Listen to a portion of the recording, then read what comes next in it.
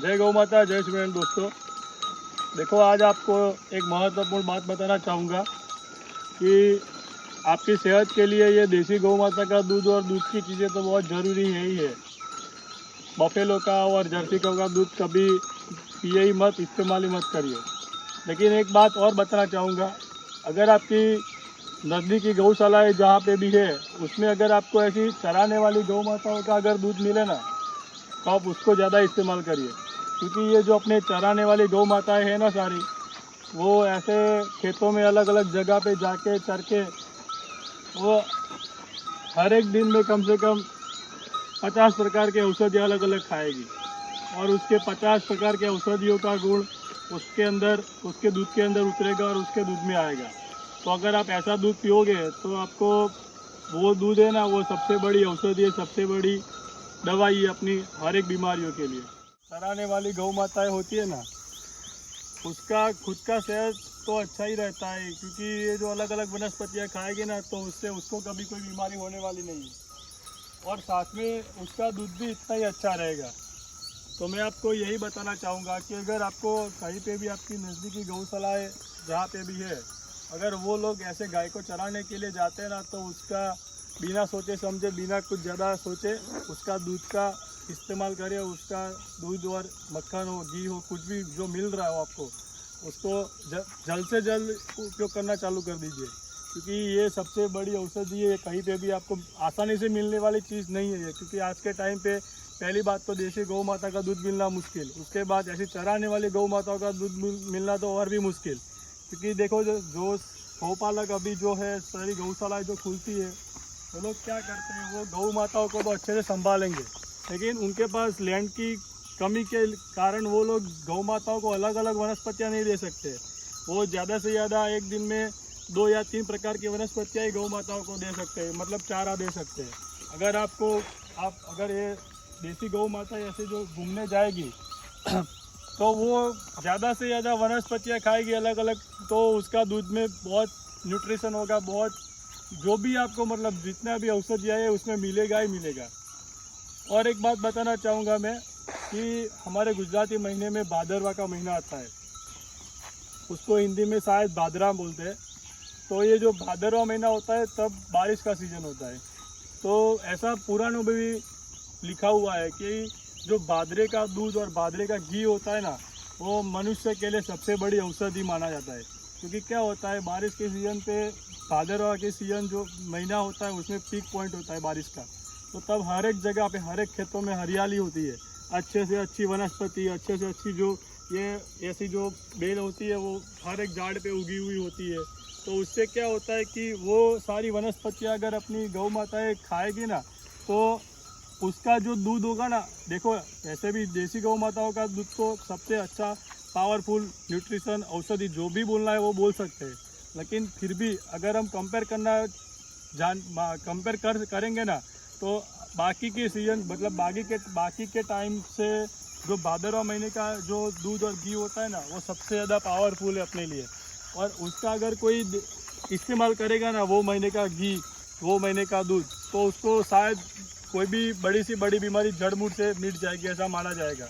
देखो दोस्तों, एक बात और बताना चाहूँगा कि ये अपनी हमारी गौ माता है, ये आज के टाइम पे क्या होता है कि गिर जो प्रजाति होती है उसको ही सब लोग बोलते हैं कि यही वो अच्छी है, अच्छी है, और इसको बोलते हैं ये देसी है। देखो मैं आपको बताना चाहूँगा कि ये जो काकरेज गाय है, ये जो गौ माता है ना, उसका जाति काकरेज गाय है। काकरेज मतलब बनासकांठा एरिया उत्तर गुजरात में, उसको काकरेज करके गाँव है, तो वहाँ की है तो उसको काकरेज बोलते हैं।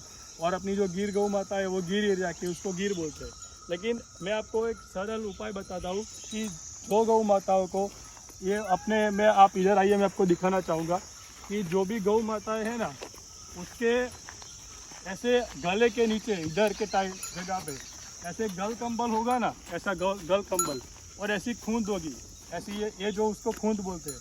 तो सूर्य केतु नाड़ी बोलते हैं ना, वो इसमें ही होती है। उसी के लिए इसका दूध, गौ माता का दूध पीला होता है। आपको अगर आसानी से पहचान करनी है ना देसी गौ माता की, तो जो गौ माता को ऐसी खूंद हो और गल कंबल हो, वो अपनी देसी गौ माता है। तो ऐसा कभी मत सोचे कि गिर है तो उसे वही सही है, कांकरेज है तो वही सही है। सब देसी गौ माताओं का दूध उत्तम से उत्तम है, औषधि सबसे बड़ी औषधि है। और भी एक बात बताना चाहूँगा कि पहले के टाइम पे ऐसी बात होती थी कि जो गौपालक गौ माता रखता है तो उसके घर पे जो गौ माता होती है ना, वो इतनी समझदार होती है कि उसके घर पे अगर कोई बीमार है, अगर किसी को कुछ प्रॉब्लम हुआ है तो गौ माता समझ जाती थी, उसको पता चल जाता कि मेरे गौपालक के घर में ऐसी बीमारी हुई, ऐसा कोई प्रॉब्लम हुआ है। तो वो क्या करती थी, चराने के लिए जाएगी ना तो ऐसी वनस्पति खाएगी जिससे उसका बीमारी ठीक हो सके, और ऐसी वनस्पति खा के आएगी और उसका दूध गौपालक निकालेगा और वो फिर दूध का सेवन करेंगे तो उसको बड़ी से बड़ी बीमारी आसानी से दूर हो जाती थी बिना कोई डॉक्टर की दवाई से। और देखो, मैं और एक बात भी बताना चाहूँगा दोस्तों कि ये जो अभी नॉर्मल लाइफ में सबको देखो, छोटे छोटे बच्चों को भी ये शुगर का प्रॉब्लम, ब्लड प्रेशर का प्रॉब्लम हो गया है, और वो भी बहुत मतलब 100 में से 40 बच्चों को ये सब हो रहा है। मेदस्वीता ज़्यादा हो रही है, मतलब ओबेसिटी ज़्यादा हो रही है। छोटे छोटे बच्चों का वजन 100 kg तक हो जाता है। वो सब का दिक्कत क्या है कि ये जो फैट वाला जो भैंस का दूध होता है और उसका पनीर, चीज़, डुप्लीकेट सब मिलता है अभी के टाइम पे, वो सब सेवन करने से ये सब प्रॉब्लम आएगा। अगर अपने गिर एरिया में भी एक ऐसा कहावत था कि अगर आपको नींद नहीं आती हो ना, तो अगर आप भैंस का 2 गिलास दूध पी जाओगे ना, आपको ऐसी नींद आएगी कैसे, मतलब ऐसा लगेगा कि ऐसा तो कभी आप सोए ही नहीं हो। लेकिन अपनी ये जो देसी गौ माता है ना, अगर आप इनका दूध सेवन करेंगे ना, आप में आलस से कभी नहीं आएगा, आप में फुर्ता बनी रहेगी, आपको ज़्यादा से ज़्यादा काम करने का एनर्जी मिलता रहेगा। और भी एक बात बताना चाहूँगा दोस्तों कि अपनी देसी गौ माताओं का दूध सब लोग बोलते हैं कि बहुत महंगा दे रहे हैं, घी इतना महंगा क्यों, दूध इतना महंगा क्यों। रुपया बताना चाहूँगा कि ऐसा गौ माताओं के दूध के ऊपर, घी के ऊपर रेट के बारे में मत सोचिए। अगर आपको हेल्थ का ध्यान रखना है, अगर आपको आपके परिवार का ध्यान रखना है, तो ज़्यादा से ज़्यादा इनका दूध, इनका घी इस्तेमाल करें। क्योंकि अगर आप दूध घी में पैसा नहीं खर्च करोगे ना, तो पक्का आने वाले टाइम पे आपका पैसा दवाइयों में जाएगा ही जाएगा। क्योंकि आज का रहन सहन सबका ऐसा हो गया है। तो मैं आपको बस इतना ही बताना चाहूँगा कि अपने नज़दीक में जो भी गौशाला है, उसका गौ माताओं का दूध का, घी का, मक्खन का जो भी वहाँ पे अवेलेबल हो, उसका सेवन करिए। हो सके तो अपने घर पे हफ्ते में एक बार, 10 दिन में एक बार, 15 दिन में एक बार अपने गौ माताओं का गोबर का एक बार धूप करिए भगवान के आगे। उनका कंडा भी मिलता है सभी जगह पे, गोबर के कंडे मिलते हैं, लाइए, उसका इस्तेमाल करिए। आपके घर में वातावरण भी शुद्ध रहेगा। और ऐसा बोलते भी है कि अपने देसी गौ माता के गोबर जलाने से ऑक्सीजन की मात्रा भी बढ़ जाती है। नेगेटिविटी तो अवश्य दूर होगी क्योंकि गौ माता है ही इतनी अपनी पावरफुल। तो बस यही बताना चाहूँगा कि गौ माताओं का ज़्यादा से ज़्यादा सेवा करिए, उनकी चीज़ों का उपयोग करिए। और अगर कहीं पे भी ऐसी भी चराती हुई गौ माताओं का अगर दूध, घी, मक्खन कुछ भी मिले, तुरंत ही उसको बिना सोचे समझे उपयोग में लीजिए, बहुत लाभ रहेगा आपको। जय गौ माता, जय श्री वनराज।